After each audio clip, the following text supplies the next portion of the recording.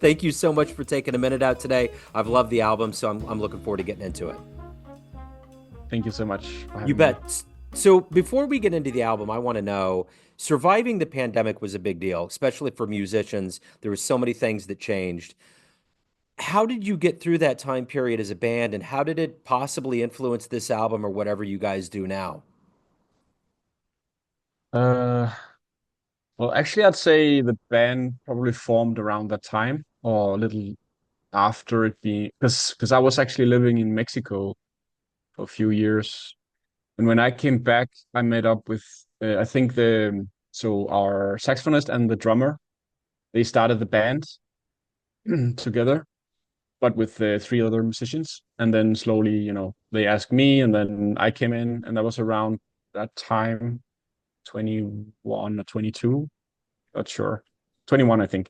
And then slowly we found the other members, and it started like because all of us have like a lot of other projects, and we have our own albums and stuff we do, and so it's always difficult to find the right amount of how much do the individual put into it and how much is a group effort and so forth. So it took a while to get like going, and then once we got it going, it we found a nice spot, I think. And yeah, so I don't know if it like that in particular did anything to this band more than that's kind of where we started, but Yeah. it was of course a big thing for all of us. So So Part-Time Elegance, it has to feel good to have this album out. What was kind of your vision for the album?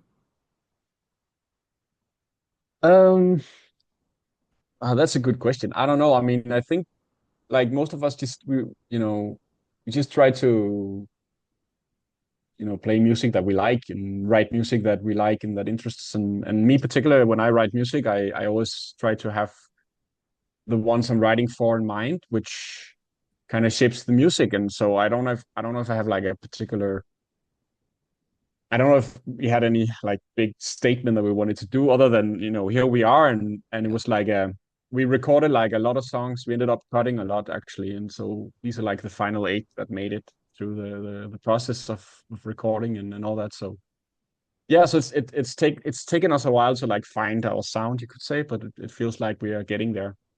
So what are you hoping the listener gets from the album?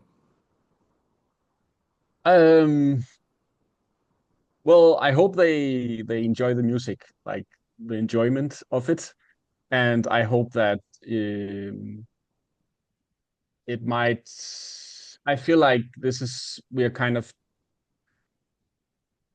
I don't know. In my opinion, there's a lot of music from this part, a lot of jazz music from this part of the world, which is very inspired by the whole like ECM kind of European Nordic jazz vibe. And I think we want to show that there's also another type of Nordic jazz out there that's just maybe slightly more humoristic and warm. And so that's kind of the music that we like to do. And so, yeah, I hope it can bring people some comfort and, some good times. Yeah, absolutely. And so how does this band work so well? What is it about the chemistry and all of you together? I mean, the sound is obviously there's a lot of good going on this album, but how does that work? How do you guys work so well? Uh, well, I think mostly it's because like we're all friends and most of us have played like a lot together and in so many different constellations and whatnot. So like I've been playing with the drummer for 15 years or something, since we were young and yeah, we play a lot together in all kinds of different constellations and work together. So it just means that we know how to play together. It makes it a lot easier. Um yeah, I think that's like the secret sauce really. Like Yeah. just, play a lot together and work out how to, be honest and work out what's working, what doesn't work, what can be better. We also did two or three, maybe four even, I'm not sure, like studio sessions where we recorded and, you know, the whole shebang. We did that like yeah, a lot like through the whole process, which just makes it so much easier to hear what works and what doesn't work. Yeah. Instead of only playing concerts and then just hitting the studio and then that's it. We actually, because the drummer is also sound engineer and he has a studio, so we could just go there and and hear it. Yeah. So that helped a lot for sure, I would say. So what about you? How did your journey into music and more specifically jazz, how did that happen? Well, I mean, I think there's if you're into music as a young kid, at least when I grew up, it's you'll stumble into jazz because that's kind of the if you study music, rhythmic, you could say like all like the so we have like the classical music conservatories here, and then we have the one that takes care of all the rest, like the rhythmical stuff. And so if you go to that one, that you will stumble into jazz. And then I don't know, for me, it just hit me at some point. I'm a third generation double bass player, so the instrument was always there. And then at some point, I think when I was started in high school, some of my friends who were into music, they were like, "Hey, so we heard you play the double bass." And at that point, I only played the electric bass, but my dad played the double bass. And then it was like, "Oh, sure, I play the double bass. That sounds like something that would be cool to do." Yeah. So I had to start learning the double bass, and then from there on, it just I moved to Copenhagen, which is the capital of Denmark, and which has a really good jazz scene compared for its size. It's like one of the big, you could say, jazz cities in Europe. And then I just I studied, and then at the same time I started playing with all the cats, and I got lucky to get under the wings of some of the best jazz musicians in the city. And then from there, just Took off. history, I guess. Yeah, I guess so. Yeah, So let me ask you this. What was the first live jazz show you saw that blew you away? that's a good question. That blew me away. Well, I will say I remember like the city I grew up in. It's like 30,000 people or something, like not the biggest. But Yeah. they have a jazz club, and then like every Thursday, most of the year, they have high level most of the time, jazz musicians coming and playing. So I went there a lot, and I became part. Like, I was like a volunteer there, and so I met like other people, and I remember being super inspired by uh like a Nordic band called Jazz Kamikaze, with Marius Neset, if you know him, and some Yeah. of these guys, Magnus Hjort, that he came also with another band called People Are Machines, that I was also like some of the same cats, some of the young hip guys, and I was really into that. And then I ended up playing with Magnus some years later. And then yes, I mean I remember Esperanza Spalding came once when she was Yeah. like the new shit, and that was like amazing. So I was really lucky to have that, coming through my city, even though it wasn't the Yeah. biggest town in the country. And so Yeah. So why do you love jazz? I think I love well, like a lot of things. Like I like the music for the aesthetic, I guess. I like but more particularly as a style of music, I love the creativity and freedom it invites you to have, Yeah. like compared to say a classical musician. Um, you are really like the best jazz musicians know how to keep being curious, which is like a really hard thing to do as you grow up, and as you get older, you start to like, you've seen everything.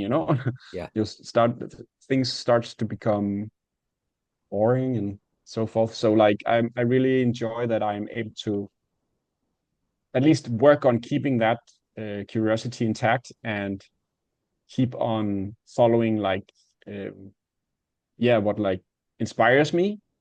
I think that's like I feel very I'm very humbled by the fact that I get to live a life where I get to uh, try to make that thing.